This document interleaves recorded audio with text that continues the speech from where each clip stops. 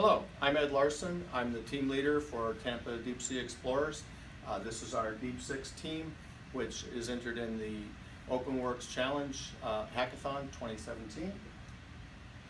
The challenge that we chose was the Bounty Hunter, which in this scenario, there is a missing ship somewhere in the Yellow Sea around South Korea, and pirate activity is suspected, and we were to use provided data and satellite imaging to hopefully locate the ship and determine its location and outcome.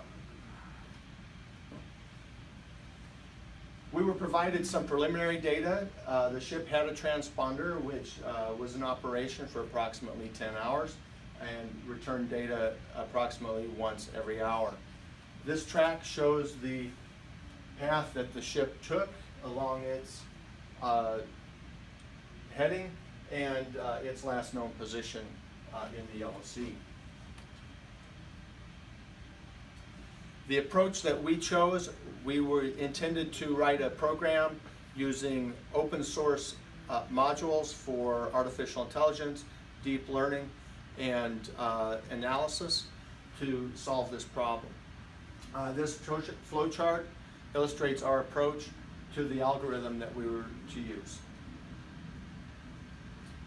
The first part of the algorithm is very simple. We simply assume that the ship has maintained its present course and heading a certain distance. In this case, the last known velocity was 19 knots per hour.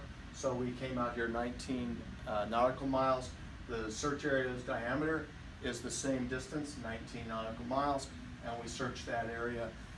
This eliminates the possibility that the transponder failed, that they're slightly off course or they're slightly behind schedule. If this preliminary search fails, then we pick a path on the right and left, and we determine a new center point for these search areas, and then we search these as well. If this search fails, then we take into account weather conditions, regional factors such as pirate activity, terrorism, and natural disasters to widen the search. So this first part of the algorithm I've described. This is the preliminary search on the center line. This is the right and left search if that fails. If this fails, then we take into account the regional factors, recalculate speed, recalculate based on the environmental factors, and then determine a new search area. And we continue in this mode until we locate the ship or exhaust the data.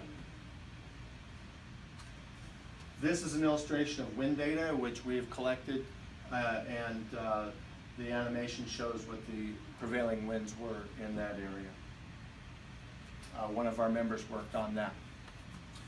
Another one of our members worked on the cloudless algorithm, which was designed to identify the frames where clouds existed and the areas where the seas were obscured by clouds, and so the search would be unsuccessful there and we could ignore those areas. In addition to cloudless, another one of our members worked on object recognition using OpenCV to determine the basic image of the ship and try to identify it in the satellite imaging.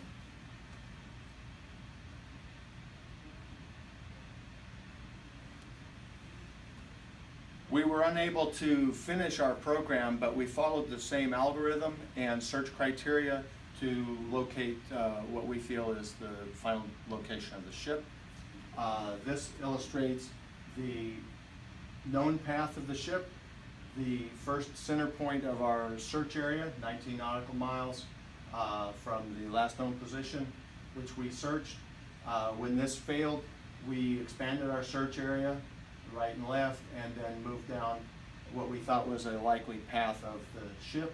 In this case, the ship was located at 34.064 latitude, 126.770 longitude, and that was in a frame here just south of the peninsula. This is an image of the ship. And this is the frame where we found it, 201701-012-701-1005. We estimate that the speed of this ship was 19 knots with a current of 2 knots behind it. And it appears here, so we have an area that we can go to locate the ship. Thank you for your attention. This is a picture of some of our members. We're called DeepSix. However, there were 8 members that worked on this project. Several of them were remote. But thank you very much.